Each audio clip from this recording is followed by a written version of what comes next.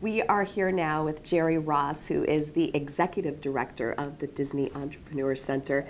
You were describing to me what the Entrepreneur Center is, and I love how you described it kind of like a mall. Tell me about that. We have a center here that's much like a mall, that I'm the mall manager, so I'm responsible for the heat and the cool and opening up. But in the mall are 10 individual organizations that do business support. They're all nonprofit, and they all have one mission, and that's to help local businesses grow and develop their business here in Central Florida. So it's really handy for people who come in here. Everything is in one place. It's a one-stop shop. Very efficient that someone can come here and meet with the 10 or 11 different organizations that we have at the time to meet their specific needs.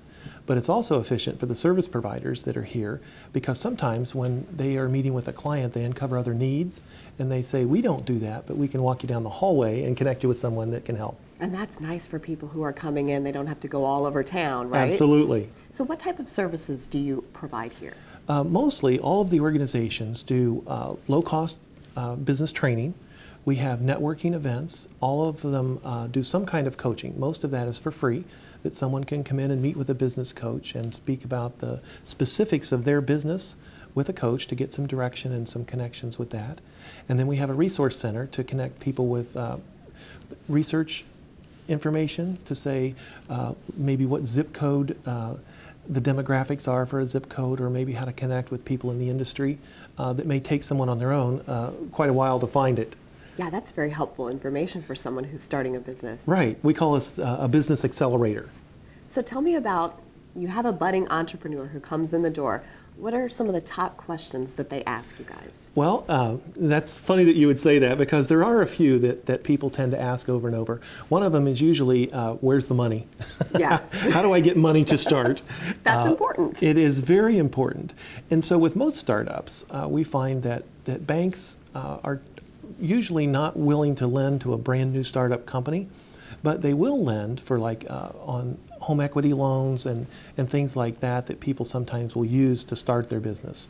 Most startups get money from, we call it love money, from people that know them and love them, their friends and neighbors and family members. But once they start to develop a track record of maybe some sales and they have some accounting to show what their expenses are and a business plan, then they can go to the bank and say, now here's my business plan and here's some results, and then they can get some bank lending. One of the top questions is usually, are there any grants, free money to start the business? And typically there are not grants for startup businesses. Sometimes there are grants to start in a particular geographic area. Sometimes there are state or local grants to help businesses along, but for the most part, those are few and far between. So what are some of the other things? Because, you think about the legal aspects of starting a business. You have to think about those things. Do they ask you a lot of that? Absolutely. Questions? Sometimes it's, should I incorporate? And most times the answer is yes, because that helps them shield themselves from some of the liability by being an incorporation. And then it becomes, what kind of incorporation should I be? A subchapter S? Should I be a C Corp? Maybe a limited liability corporation? And so when we look at the aspects of those, that's when they can meet with a coach to see which one of those organizations might be best for them.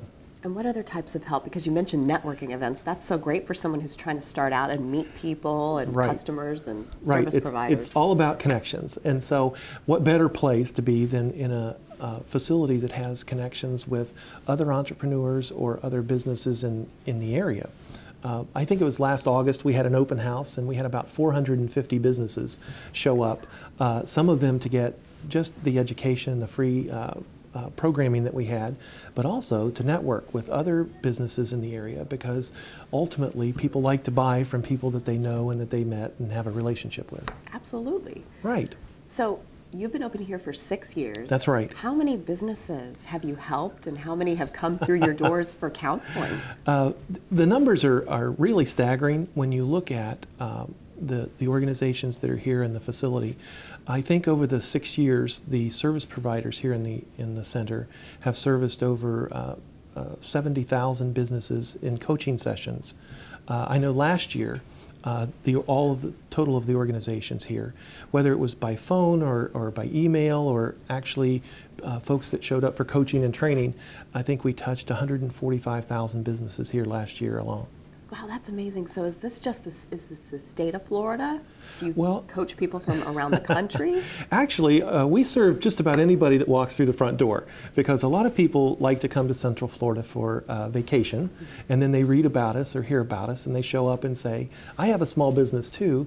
And what's interesting is that the fundamentals of business are the same across the country. Some of the cultural pieces might change, but good sound business fundamentals are the same everywhere. So we've had folks show up from all over the country as far as small businesses, but we've also had about 30 foreign countries visit us over the last year to see what we're doing and how they might learn from us and do some of the similar operations over in their country.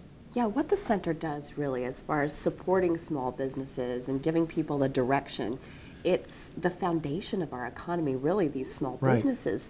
So how important do you think this is to the community? Well, this is, when I talk to people from other areas of the country, the first thing to realize is that this is very unique. And it starts with, I believe, the vision and the leadership of our community. This center was a vision of Mayor Rich Crotty, who's the mayor of Orange County, but he was joined by Walt Disney World and the university. So it's a true public-private partnership.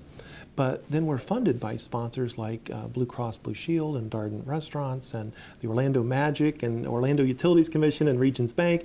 And so the community itself is very supportive of small businesses, and that's where it starts.